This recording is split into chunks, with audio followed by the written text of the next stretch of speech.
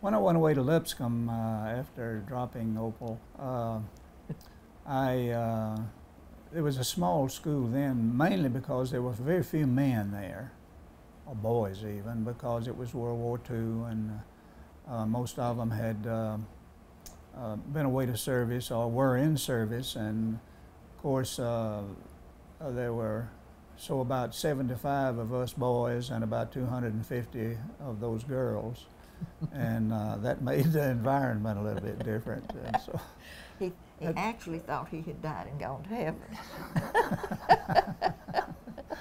But anyhow, I really enjoyed being at Lipscomb. I really did. I was a bit too young to go into the service because the war was really beginning to tide had sort of turned, and things were much better. And I finished my senior year there, and I was notified to report for a physical.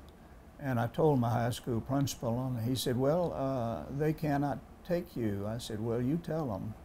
And so he said, well, we've just come up with a law, or they've just come up with a law, that if you're in your last half of your senior year of high school, when you reach 18, that you can't be drafted until after you finish after you graduate.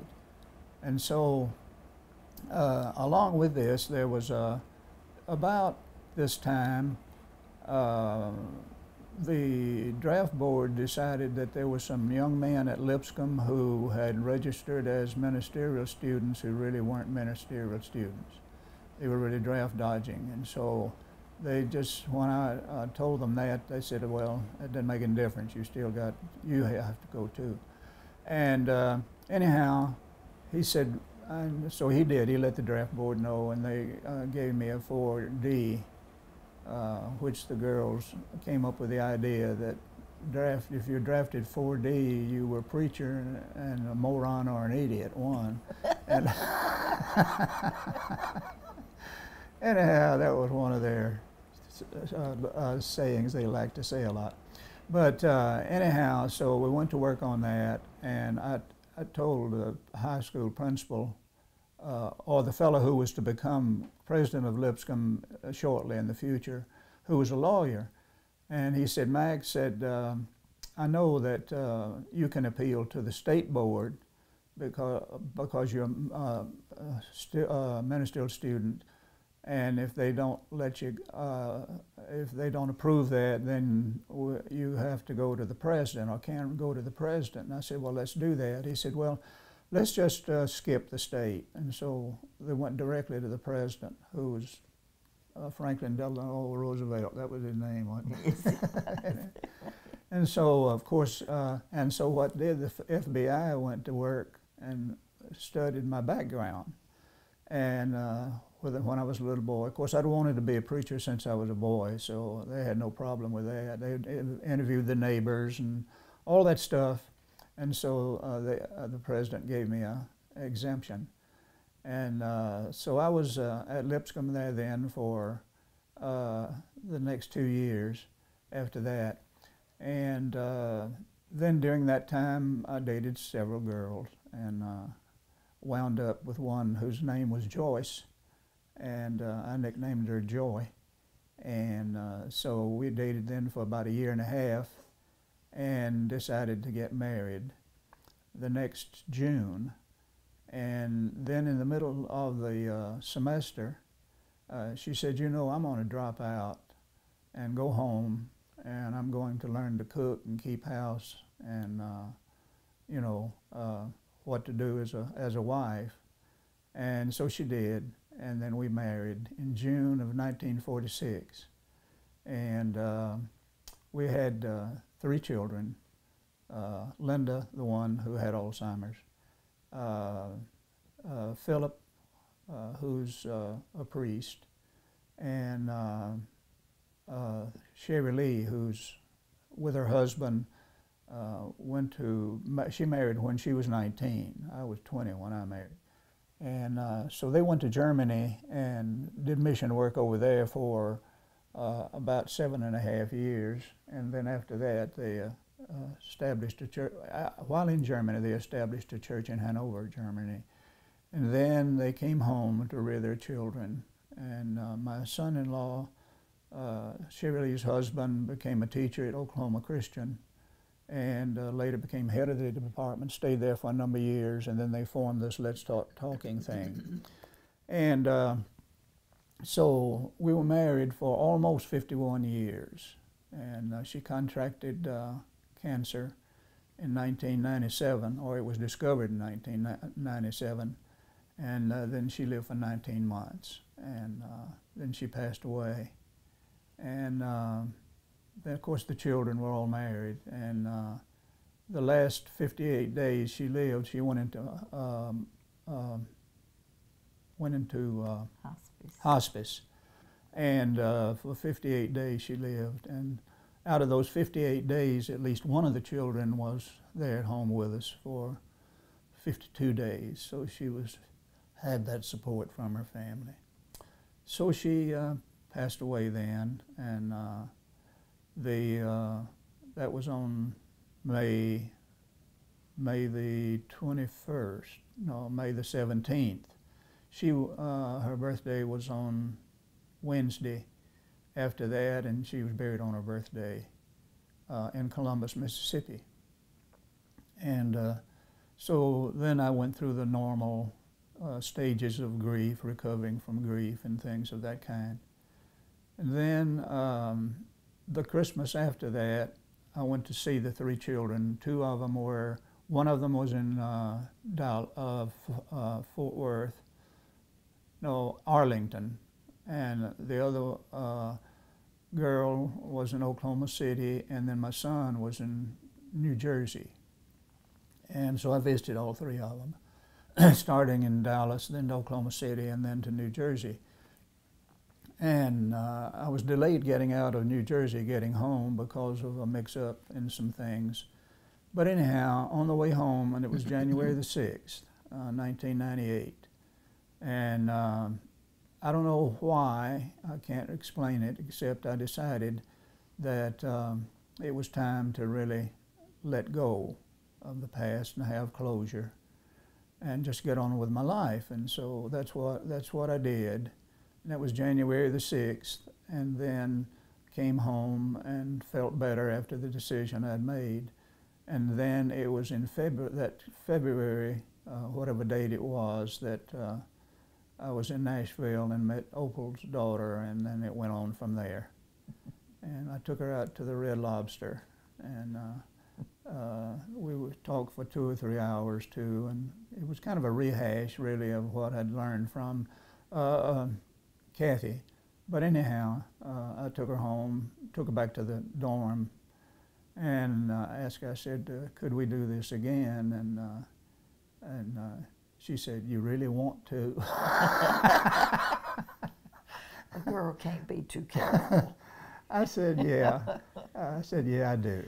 And so that was the first February, and then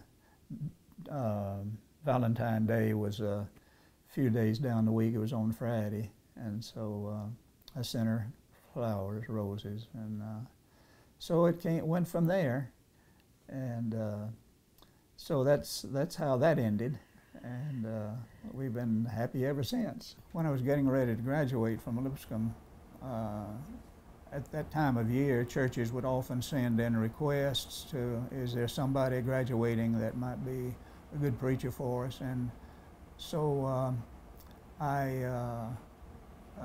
received a call from North Carolina, and I was, of course, still single at that time, but was going to get married in June.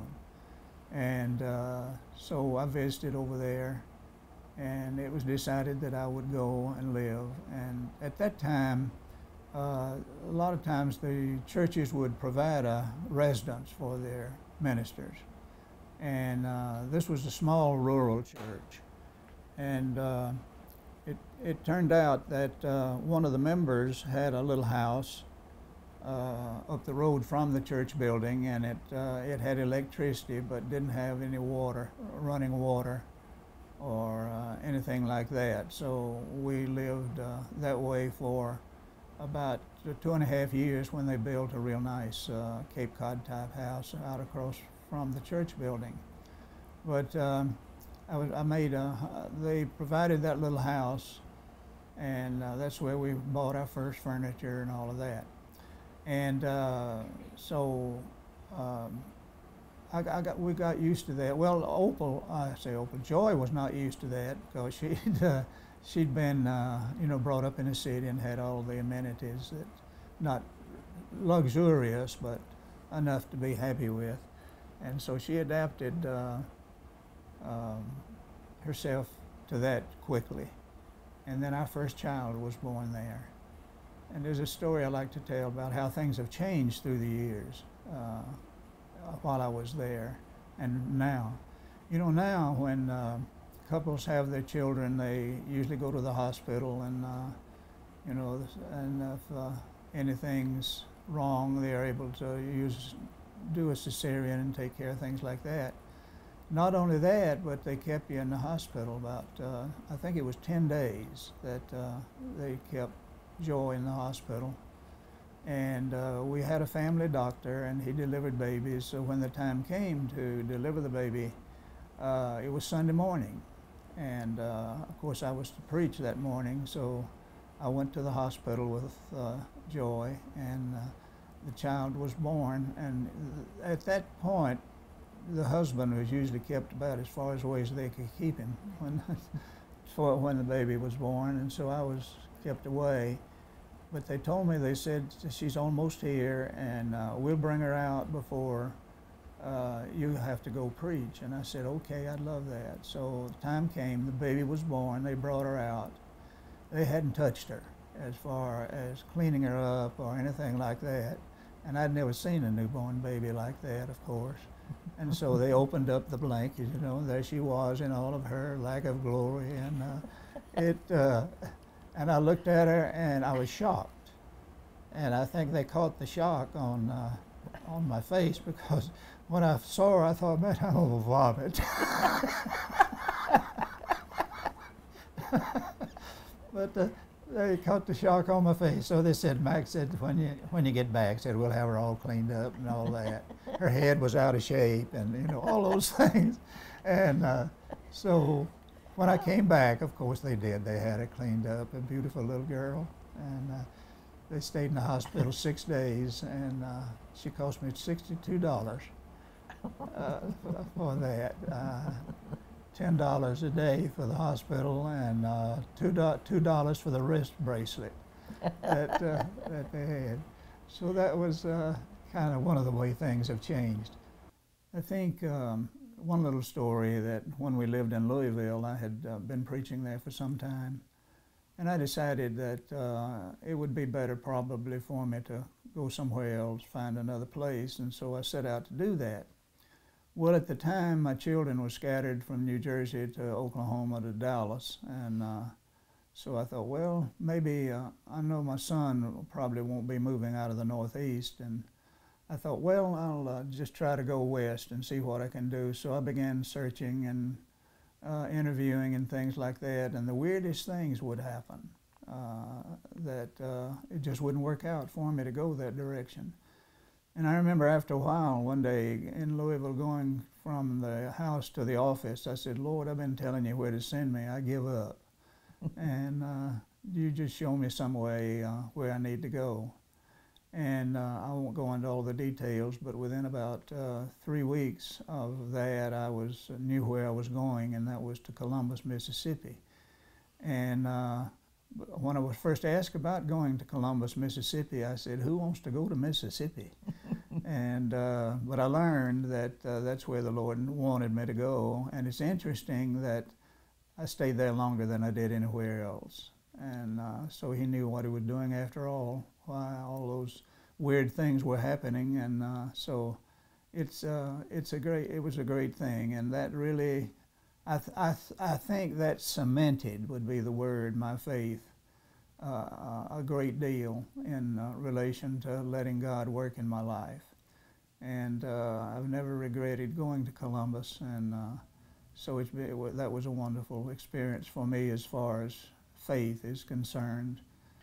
Then my husband died in 1985. I had given birth to 6 children.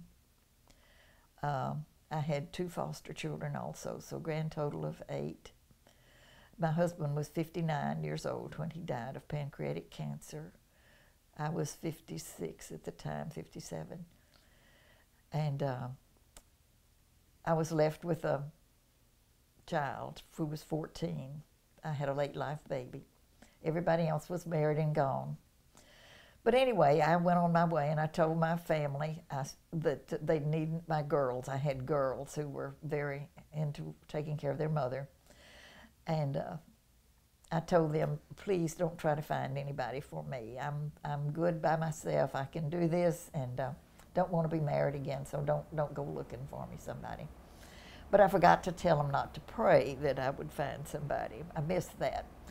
So I went to Freed-Hardeman University and worked as a dorm mother, dorm supervisor for 150 boys every year for 8 years, and was doing well. I had not seen Max Johnson for 55 years. Had not even wondered where he was, actually. Just I knew that he was preaching somewhere. At one point in time, Max and his wife Joy had been on the other side of Louisville, Kentucky, where he worked as a minister. My husband Howard and I lived on the other side of town where he was a preacher, and we never saw each other. It was just remarkable. I knew he was there, I knew they were there, but I never really thought about making any effort to see them, you know. But anyway, when I had been at Freed-Hardeman 8 years, I was doing well, thought everything was going great. And I got a call one night from my daughter, Kathy.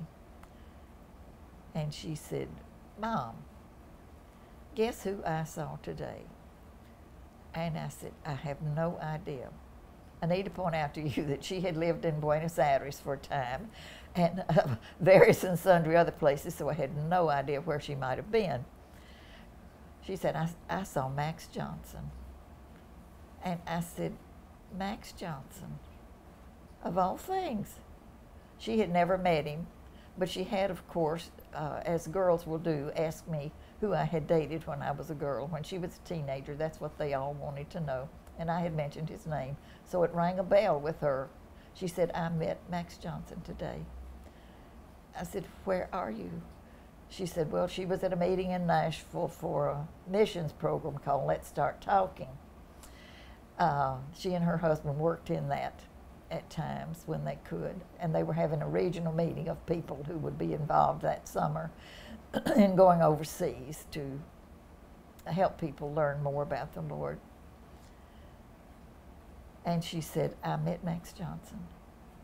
And I said, well, how is he? And she said, well, he's fine. She said, Mom, did you know that his wife has died? And I said, no, I didn't know that. And she said, Mother, I think he may call you. And I said, what for? I was still mad. It had only been 55 years since he had left me high and dry and in tears. And so I wondered what on earth he would possibly call me for. Well, what had happened was Kathy was at the meeting, and Max's daughter, Shirley Woodward, was also there because she and her family, her husband, operate the program, the program that she was involved in. My daughter and his daughter knew each other, of all things. We couldn't even imagine.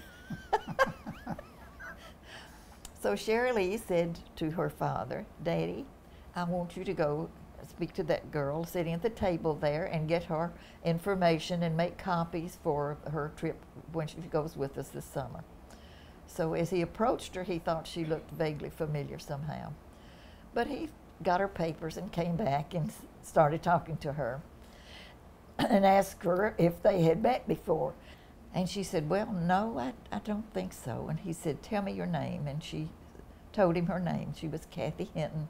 He said, no, I don't think that rings a bell. And she failed at that point to ask who he was, but she said, well, what do you do? And let's start talking. He said, right now, I'm trying to recruit some older people to go overseas in the summertime. Do you know anybody who might want to go? And Kathy said, well, my mother might want to go. And his wife had been dead about a year, Max's wife. And he said, well, who is your mother? And she said, her name is Opal Wakefield. And he said, oh. Really? I dated your mother when we were kids. And she said, you're Max Johnson? Yes. And I think they talked for 2 or 3 hours. 2 or 3 hours, filling each other in on what had happened. And then he said that he had thought of calling me. He had thought about trying to live again, recover from his great loss. And I thought, well, he won't call me for sure, but he did. And when he called, he was so nervous. Sorry. He was so nervous. And he said, Opal? And I heard that voice, and I thought, oh dear. Oh dear. Not really. I don't really feel funny, do I? I thought, oh, okay, I think I have it now. And he said, how are you? And I said, well, I'm fine, thanks. And you? He said, I'm doing well. And I said, well, that's good. And he said, you getting along all right? And I said, yes, I am. I'm fine. He said, little silence, and he said, things going okay for you? And I thought, well, you know, they're about like they were when we started this conversation.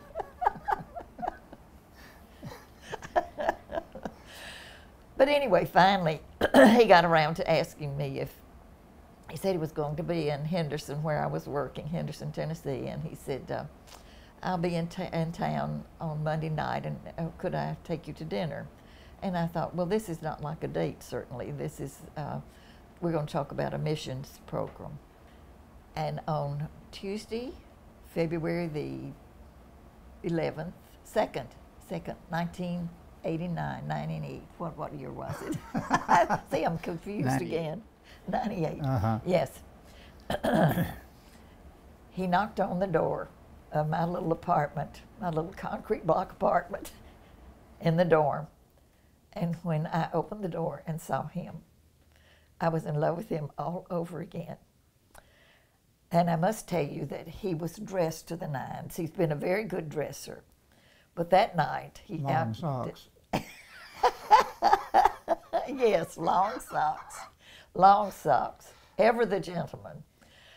Gray slacks, navy blazer with brass buttons, and a turtleneck and a maroon. Shoes shined. Hair, he had hair then. He was appropriately groomed. And when he said, if he had said, hi, Opal, I'm Max, will you marry me? I think I would have said, yes. But he didn't. He waited 11 days to ask me to marry him. And we went to the Red Lobster that night, and because I was a dorm mother, I had an 11 o'clock curfew and had to be at home. Not many 69-year-olds have curfews, but I did. So he asked me to marry him, as I said, 11 days later, and we were married on May the 9th, 1998. And we had a wonderful wedding with his daughters, his beautiful daughters, as bridesmaids, and my beautiful daughters as bridesmaids, and 2 sons-in-law performed the ceremony, and my 4 sons took me down the aisle to meet Max for the wedding. And we were married. And we've been married 16 years. And together we have 11 children. And his oldest child, Linda, his beautiful Linda, died of Alzheimer's 2 years ago. But she's still our child. We love her dearly.